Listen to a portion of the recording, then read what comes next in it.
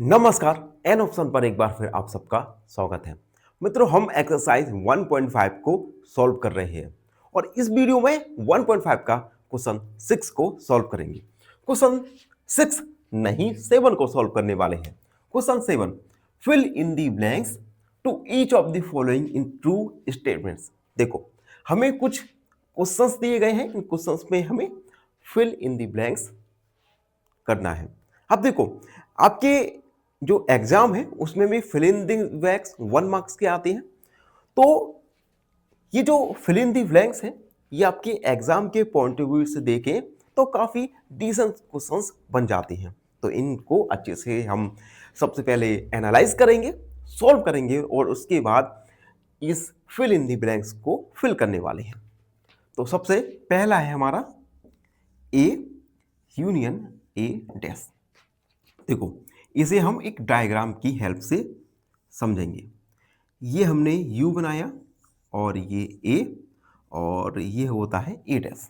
ठीक, अब ए के एलिमेंट्स और ए डैश के एलिमेंट्स ये दोनों ही यूनिवर्सल सेट में होंगे, क्योंकि ए और ए डैश ये कहां पर है, ह्यूमर है, यू माने यूनिवर्सल सेट में है। तो ए और यहां पर फिल होगा हमारा यू माने यूनिवर्सल सेट। ठीक, तो ए यूनियन ए डैश होगा हमारा यू। ठीक है, ये फॉर्मूले है जिसे हमने ओवरव्यू में अच्छे से जाना था। अब दूसरा देखो, ये नल सेट का है, तो नल सेट का डैश और इंटरसेक्शन ए। अब देखो, अगर हम नल सेट का डैश निकालें, कॉम्प्लीमेंट ऑफ नल सेट निकालें, तो क्या आएगा, u माइनस नल सेट। अब नल सेट में कोई भी एलिमेंट नहीं रहता, तो हमारा नल सेट डैश आएगा हमारा u।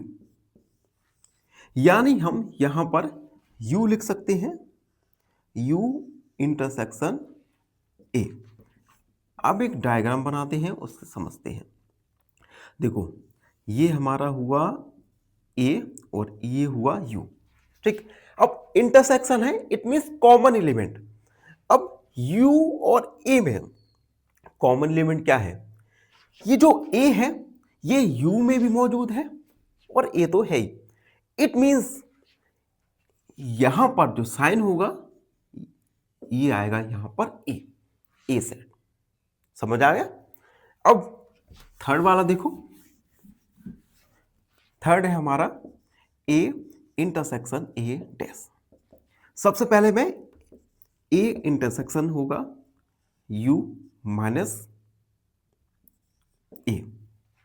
ठीक है, u माइनस ए। अब देखो, A intersection u minus A, A cut जाएगा। ठीक है, तो यहां पर क्या आएगा, u।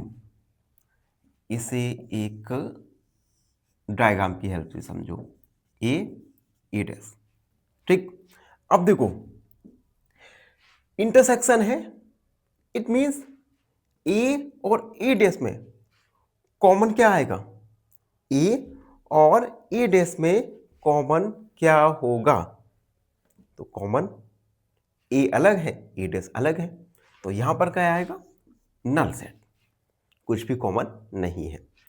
एंड अब लास्ट वाला देख लो जल्दी से।